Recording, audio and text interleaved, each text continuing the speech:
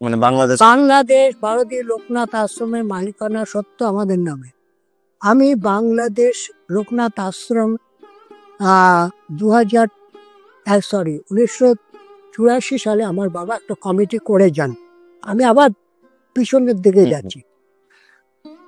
তখন ওখানে বাবা যে কমিটি করেছিলেন ভারতীয় লোকনাথ আশ্রমের জন্য, 3 জন ছিলেন উপদেষ্টা আর 9 জন ছিলেন পরিচালক মেম্বার, মানে পরিচালনা কমিটি।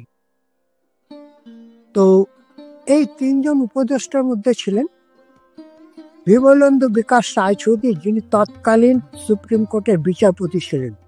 আচ্ছা, সুমেশ পাল, নারায়ণগঞ্জের নামকরা একজন বস্ত্র ব্যবসায়ী। আর ছিল অনিল মুখার্জি, যিনি ঢাকা লোকনাথ আশ্রমের সাথে জড়িত ছিলেন, এবং স্বামীবাগ যেটা, সেই স্বামীবাগের সাথে। আপনার এইভাবে আসছি